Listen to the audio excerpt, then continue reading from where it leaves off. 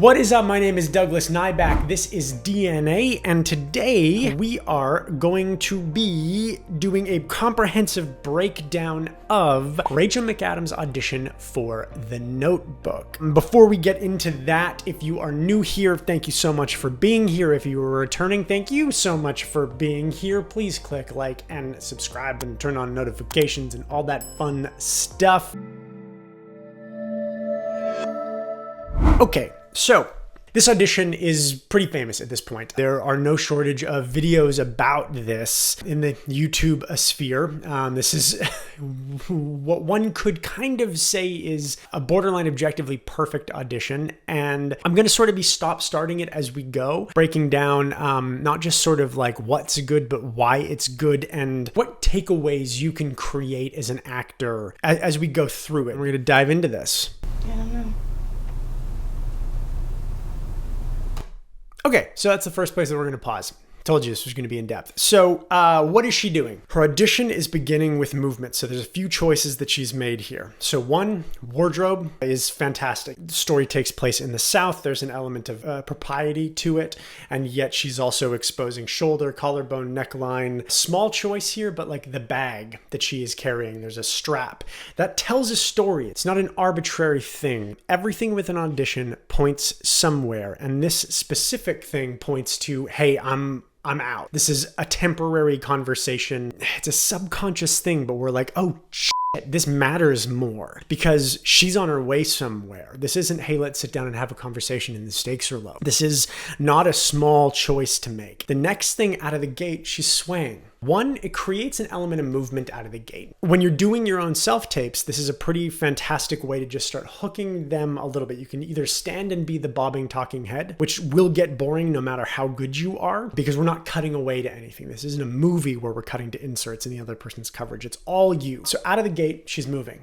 But more importantly, it's a childlike movement, isn't it? Kids do that when they sway, when they're, what am I going to do next? What am I going to do next? This is a character through the course of the movie. We know this because the movie's been out for a million years. She's going to run the gambit from like teenager all the way to grown-ass woman being faced with extremely challenging decisions. And one of the choices that she makes out of the gate is to create this childlike movement, aging her down in a conversation that we know is going to force her to come face to face with real adult decisions.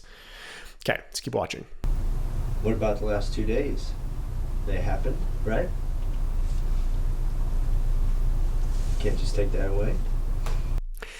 Okay, so he asks, what about the last 2 days? They happened, right? Then she licks her lips and then wipes them off. There's a few things this does. One of them is it draws attention to a physical feature that is aesthetically pleasing about Rachel McAdams, drawing us to that thing that is aesthetically pleasing to watch. It's a trick. It's a trick that makes us pay attention to you more. It draws us into characteristics and features about you that are positive, right? And then she licks her lips and wipes them off in response to a question about the past 2 days. They've been, having boat rides in the rain and kissing and smooching, and they won an MTV award for the best kiss for this movie. That's a very specific gesture that takes our minds into a very clear picture of her relationship to what has been going on with her, the level of temptation that she's dealing with. And this is exactly what she's doing in this moment. She licks her lips and then she wipes them off. What a specific story to tell us. No. Now, we're less than 30 seconds into this audition. Two things are happening here. She finds some stillness. She's about to reach a point of diminishing returns on the swaying. There's two things that happen here. In finding that stillness, you'll notice the camera starts punching in. She's doing what we all need to do in an audition, especially for the feature film genre. We want to say to the camera person, hey, punch in. I got you. And it's safe to get tighter on me.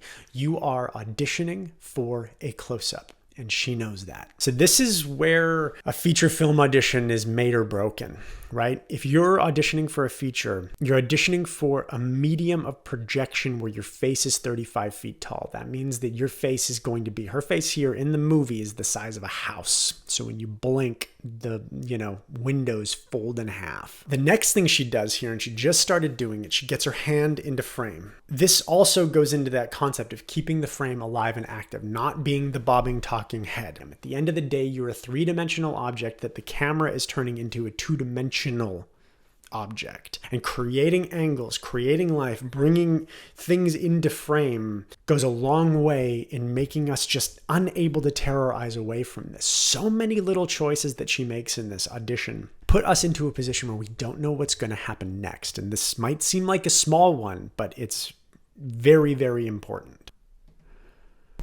I have a life back in Charlotte. I have a fiance So I who's lined waiting down. for me at a hotel. I have a life back in Charlotte. Ether thought, a memory, a specific memory associated with that, with an eye line that gives the audience access to her eyes still. My eyelids will never be as interesting as my performance. She's within her frame. We can see her eyes. Who's going to be crushed when I tell him what happened. And I don't even know if he's going to take me back, but I have to go talk to him. So, slightly different eye line for the fiance, different memories, different ether thought locations. Her memories were clear. Her instrument is responding in a way that's true to specific memories that she's created. Her physical response to the intellectual and emotional ideas that she's going through, they're walking hand in hand, her mind, her heart, her body. You make love to me. Again, so Then you you go make back to love your to husband. me. She licks her lips again. She's having a physical response that she can't control. She has to literally break away from him. This is the first time that she's broken from that frame. Because she, ooh, man, yep, no, you're right. The sexy times are real good. Can't even look at you because it's working. I'm losing the scene. Shit, I gotta go. Then you go back to your husband. Is that the plan? She Did it goes test to out and pass speak it? even though she doesn't have a line. That's a small thing. Actors will very often forget that you are continuing to communicate while the other character is talking. You aren't a passenger while somebody else is going through a monologue or a paragraph. She creates a moment of tension. The camera does not cut away from you. When you are into single camera audition, you have to find ways to fill that frame, to keep it active. And she's doing that false start, even though it's not written for her. Same thing there. She's taking her time.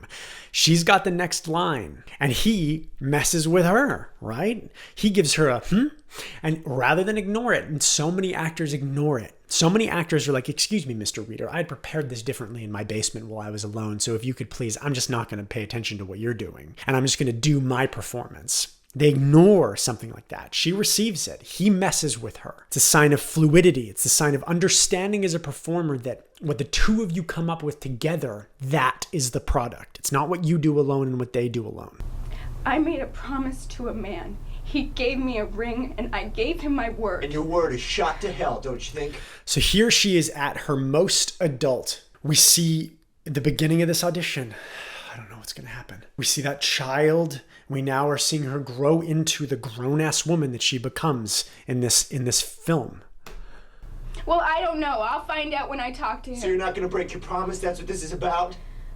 I thought it was about following your heart, Al. She turns her back to the audience. Now, this is a bold choice. I can reasonably guarantee that she was the only person who had the courage to say, all right, panel of people who can make my career, I'm going to deny you my performance now. You are in the palm of my hand because I know how interesting and engaging I have been. And now I am going to turn my back on you. I'm going to deny you everything about me. This is an incredibly courageous choice. Or maybe it's about something else. Let's be honest. Maybe it's about security. Oh! And she turns back into frame One, in response to something that he says, and two, in a completely different emotional state than when she left it, which makes us as the audience go, oh, no, what happened? What happened when your back was to us? How are you different now? What did I miss? What happened there? And then so what's happening now is she's ahead of me. And I know what's coming next. I've read the script. I might have written the script. I am part of the creative team. I know exactly what's happening next. But in that moment, she denied us her performance, and she came in a state where she's made me get to a place where I don't know what's going to happen next. I know what's going to be said, but I don't know what she's going to do. And I'm trying to figure out what she did in the past while she's moving on in the present. I am behind her now. She is winning the race and I'm trying to catch up. That is a fucking miracle. If you can make casting not know what's going to happen next in an audition where they know the script backwards and forwards. But what is that supposed to mean? You know, he does have a lot of money, Al. Okay, now I hate you. Now I hate you. Okay, so there, she pushes forward and she causes the camera, you'll notice she causes the camera to zoom out a little bit. She moves in front of her mark and the camera person has to adjust. She blows out her frame a little bit. Again, most people aren't going to have the courage to get bigger in an extreme close-up. They're just not. It's a tremendous amount of courage. But she knows that one moment of blowing out the frame, that's not a bad thing. It works. Let's keep going. You don't think that I love Lon? You smug bastard! Haven't you been paying attention for the past? What do you think's been happening here? So, a lot of actors for film and television get caught in the trap of it being the battle of who can do less and who can do it quieter. And there's obviously more to it, but it's a thing, right? In this case, this whole show, this whole movie is about a passionate relationship. She spikes the microphone here and yelling it. Like we hear it spike. She's not afraid to yell. She's not afraid to represent vocal levels and layers. A lot of film and television actors, especially ones like often who have spent a decent amount of time on camera, they get really afraid to do anything but like talk really quietly and intensely. You're allowed to make noise. You're allowed to play with the full spectrum of what your voice is capable of. Don't be afraid of volume. No actor you have ever admired is afraid of silence or afraid of volume when it's necessary. Or if they are afraid, then they act with courage. And she does that here. No, I think I must have misread the signal. Yeah, I guess you did. You're bored out of your head, Allie, and you know it, or else you wouldn't be here. Oh, you arrogant son of a bitch. Stay with You arrogant son of a bitch. While she's laughing, she physically plays the opposite to the intention of the line. The line is combative. She brings laughter to it. Playing opposites within a single moment. That's the takeaway. Not laugh when you're angry. But understanding that you can hit more than one target at the same time is extremely important. I am combative.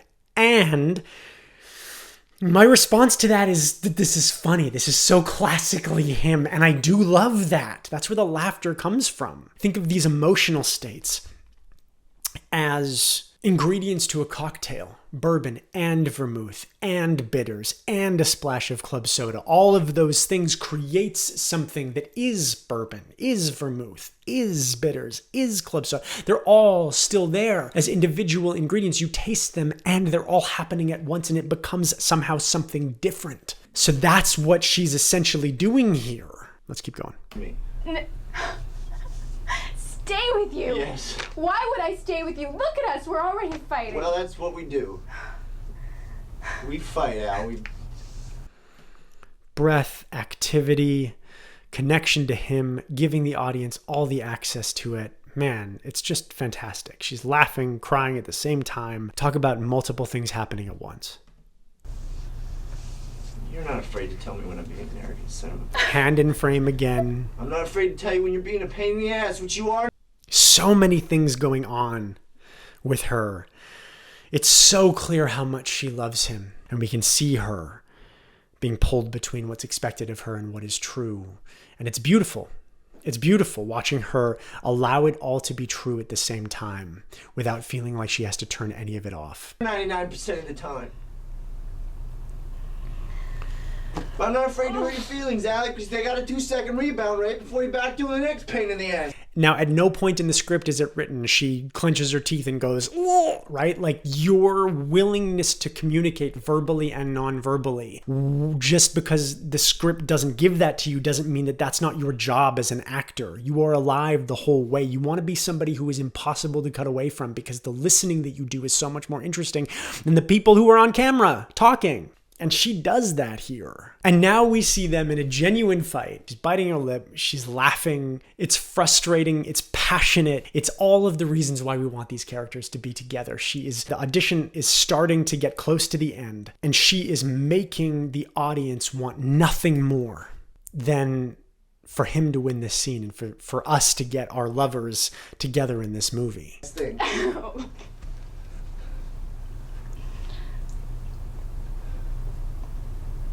So? And she goes from "I love you" into "that doesn't change the circumstances" here. There's a completely intangible transition that goes on there. This is why you have to give the audience access to your eyes, because they can't read your mind, but our eyes change with thought and with transition. So? And look at her. She's poised. She's connected. She's a grown-ass woman again. We're going to have to work at this, but come on.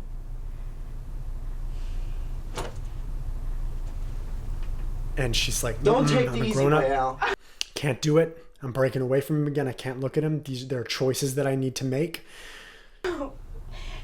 What easy way out? There is no easy way out. No matter what I do, somebody gets hurt. Good, good. So again, she's putting herself tighter into that close-up. She's coming into the frame, right? And she's making her strongest argument. This is the most adult she will be through the course of this audition. Well, forget about everyone then. Forget about everyone and me and him and your parents and then what you think you should do. Gathering herself up. I take it back. This is the most adult. You literally see her raising her chin. I'm a woman. I'm a grown-up. I can't do this. I have responsibilities at home. She makes an argument here. What about you? What do you want? It's not that simple. Yes, it is. It's a very grown-up thing. It's not that simple, because it often isn't. At her most adult, and... It is, Al. No, it's not. Yes, it is. And then... she stomps her foot and puts herself out of frame. And "no, it's not" is such a childlike response. In the last 15 seconds of that audition, she goes through the entire emotional, physical, and intellectual arc that her character goes through in the entire movie. Which, by the way, she did through the entire audition as well. Childlike. Sitting back. Doing all of these things, slowly building herself up into, there are decisions I need to make. This is the hardest conversation I will ever have, and I'm going to have it. And then getting herself to the place where it's not that simple and I'm about to leave, and then boom, childlike response back into the kid. What is the kid version of her want? It's an incredibly powerful audition. The takeaway here is an actor who, at the height of her powers, has such a clear relationship to body, mind, and emotion, that they're all supporting each other as she goes, and such a clear understanding of how she reads on camera. When I originally was taught this, when I watched this audition, it essentially transformed the way that I viewed auditioning. And I hope it can kind of do the same for you. I would love to hear from you. You know, if you have any questions, comments, confusions, complaints about this. There's more and more of you here. We're at over 1,000 subscribers on the channel, almost at 2K, which is pretty incredible. And if you like what I'm saying here and you want to check out, I've got a bunch of online acting courses that I've created that you can click on right here. Sort of everything you need to create a bookable audition. It's what I built them for. Thank you for being here. Thank you for your time. Go be people.